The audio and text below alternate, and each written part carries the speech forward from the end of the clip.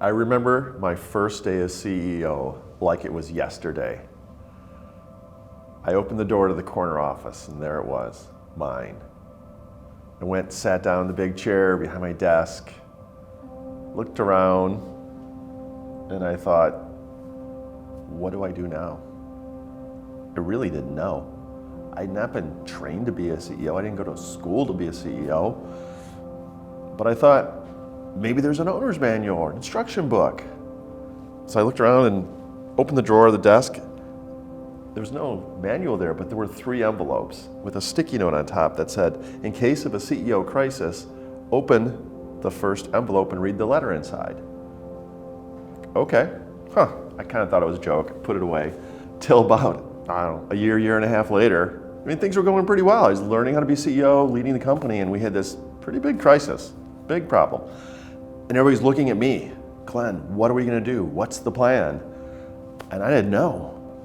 Give me some time, let me think about this. I went to my office, closed the door, and sat down, and I didn't know what to do. But then I remembered the 3 envelopes. So I opened the drawer and took out the first one and took out the letter and read it, and it said, blame the previous CEO. Well, that's genius, why didn't I think of that? So I blamed the previous CEO, and it worked. Got back on track, got things figured out. We were doing well. Until about a year and a half later, things kind of blew up. Big problem. So I didn't know what to do, what to tell people to do, what the plan was. So I went back to my office and sat down again, and then, it's right, those envelopes. The first letter worked, why shouldn't the second? So I opened up, took it out, the letter said, blame a member of your leadership team and fire them. Oh, that's kind of scary.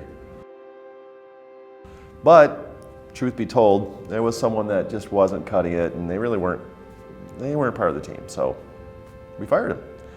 And it worked. Figured it out, got things back on track, we were doing really well until about a year and a half later, and well, we had this huge issue, big problem. Everybody looked at me, what are we gonna do? Like, I got this. Just give me a little bit of time. I'm gonna go think about it in my office. Went in, shut the door, and I went for that 3rd envelope because I knew my solve was gonna be right there. Took it out, looked at the letter, and the letter said, write 3 letters.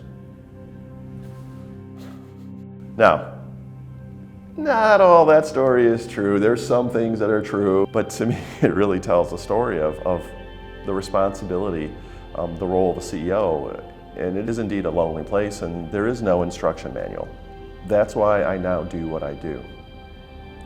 I became a business coach so I could help other CEOs in that role, that lonely seat, the seat that I've sat in, and I can be a coach, a mentor, a confidant for them and help them through those very same crises and learn from my mistakes and those successes that came from that.